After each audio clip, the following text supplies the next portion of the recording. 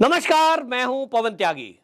दिल्ली की high court ने दिल्ली सरकार के उस फैसले पर टिप्पणी की है और सरकार से जवाब मांगा है जिस फैसले में केजरीवाल की सरकार ने जो मस्जिदों के इमाम हैं, मौलाना हैं, उनको सैलरी देने का काम किया। ये आपको बता दें, इतना ही नहीं तो 2019 में ये जो दिल्ली वक्फ बोर्ड है उसने इमामों की सैलरी को बढ़ाने का ऐलान किया और जो इमाम है उनकी 10,000 से बढ़ाकर 18,000 तनख्वाह कर दी गई और मुअज्जिन जो है उनकी 9,000 से 16,000 सैलरी कर दी गई। इमाम और मौलवियों को जो ये सैलरी इंक्रीज की गई, इसको लेकर भारतीय जनता पार्टी ने ऑब्जेक्शन खड़ा किया। संत समाज नाराज हुआ कि जब ये देश को एक तरफ तो आप कहते हो साहब सेकुलरिज्म है, सब धर्म समान हैं, तब एक विशेष धर्म के लोगों को वो आप तनख्वाह देंगे, मौलवियों को, मौलाना को आप तनख्वाह देंगे, तो जो दिल्ली में पंडित हैं मंदिरों के, जो चर्च के पादरी हैं, जो गुरुद्वारों के ग्रंथी हैं, जो बौद्ध मंदिरों के बौद्ध भिक्षु हैं, उनको तनख्वाह क्यों नहीं दोगे? यह सवाल उठा तो इसका कोई जवाब दिल्ली सरकार ने नहीं दिया। दे रहे हैं, ठीक है, देंगे। इस पर एक बात बता दूं, फिर दिल्ली की हाई कोर्ट में एक केस दायर किया गया कि क्या ये जो दिल्ली सरकार ने किया है ये हमारे कानून का उल्लंघन नहीं है। जब इस देश में सेकुलरिज्म की बात कहते हैं तो उन्होंने कहा कि इमाम और मौलवियों को सैलरी देकर संविधान के आर्टिकल 14 और आर्टिकल 27 का उल्लंघन किया जा रहा है, जो ये कहता है कि सभी धर्म समान रूप से ट्रीट किए जाएंगे, सभी धर्म समान है, कोई भेदभाव ऊंच नीच उसमें नहीं किया जाएगा। तो इसका उल्लंघन दिल्ली सरकार क्यों कर रही है? जब कोर्ट में केस गया है तो दिल्ली हाई कोर्ट ने बाकायदा सरकार से टिप्पणी करते हुए यह जवाब मांगा है कि आप ये जवाब दीजिए कि जब आप एक मौलाना मौलवियों को सैलरी दे रहे हैं तो आपने मंदिर में रहने वाले पंडित और ग्रंथियों को और बौद्ध भिक्षुओं की तनख्वाह को क्यों मना कर दिया। इसका जवाब अभी सरकार को देना है, लेकिन इतना तो तय है कि केजरीवाल सरकार का ये जो चेहरा दिखाई दे रहा है इसको आप समझने की आवश्यकता है। आपको बता दें, देश के अंदर कई राज्य ऐसे हैं जो मौलानाओं की सैलरी देते हैं, लेकिन उन राज्यों में जो वक्फ बोर्ड बना हुआ है वो वक्फ बोर्ड के जरिए दिया जाता है और वक्फ बोर्ड पे जो पैसा आता है वो समाज के लोग दान देते हैं। सरकारें भी कुछ पैसा देती हैं, लेकिन ज्यादातर हिस्सा उसका समाज में दान के द्वारा आता है और मस्जिदों में मिलने वाली जो सैलरी है वो वक्फ बोर्ड देता है। वक्फ बोर्ड के पास अरबों खरबों रुपए की प्रॉपर्टी है इस देश के अंदर और उनके पास पैसा भी है, तो उसी से व्यवस्था चलती है। लेकिन जब कोई सरकार करोड़ों रुपया उसमें देने लगे तो सवाल उठेगा कि आप उन हिंदुओं का ध्यान क्यों नहीं कर रहे हो जो बहुत गरीब अवस्था में वो पंडित हैं, ग्रंथी हैं, जो गुरुद्वारों के, वो कोई ऐसा नहीं है कि वो ऑडी कार में आने वाले लोग हैं। जो बौद्ध भिक्षु हैं उनकी भी स्थिति कोई ऐसी नहीं है। तब आप अन्य सभी धर्मों का समान रूप से सम्मान क्यों नहीं करते? एक सम्मान है। आपने मौलवियों की तनख्वाह 10 से बढ़ाकर 18,000 कर दीजिए। वो कोर्ट में जो गया है और जो पंडित हैं दिल्ली के वो कह रहे हैं हमें कोई ऑब्जेक्शन नहीं, आप दीजिए। लेकिन भाई जो मंदिर बने हुए हैं दिल्ली के अंदर उनमें आप अगर जाके देखेंगे तो कभी कभी तो वो पंडित सुबह से शाम तक बैठा है, उसके पास 10-5 रुपया कोई चढ़ा गया तो चढ़ा गया, सुबह से शाम तक 100 रुपए नहीं आ पाते हैं, खाने के लाले पड़े हुए हैं। और क्योंकि वो ब्राह्मण कैटेगरी में है, उच्च वर्ग में आता है, उसको कोई आरक्षण का लाभ भी नहीं मिलता, बच्चों को स्कूलों में कोई सुविधा नहीं मिलती, उसको कोटे से कोई चीज मिलने वाली नहीं है।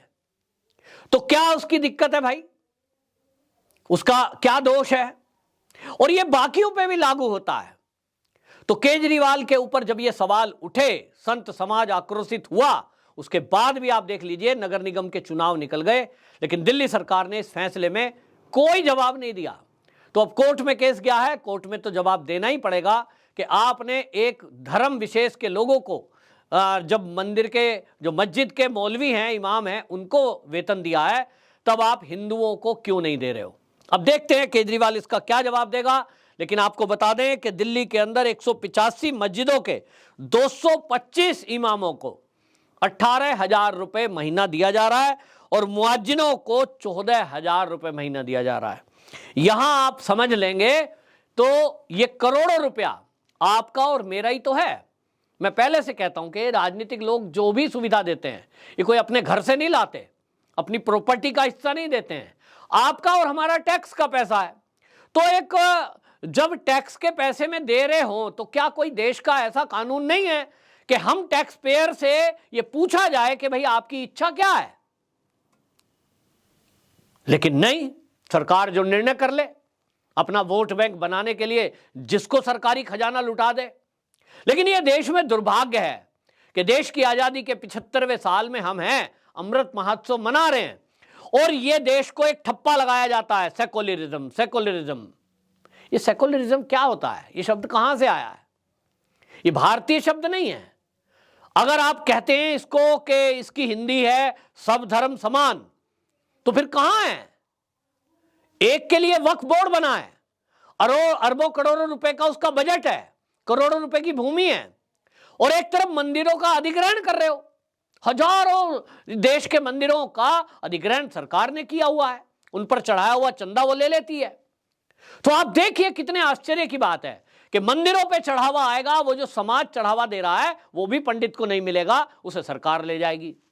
और इधर मस्जिद है जहां जो चढ़ावा आएगा वो भी, और ऊपर से सरकार उनको दे रही है।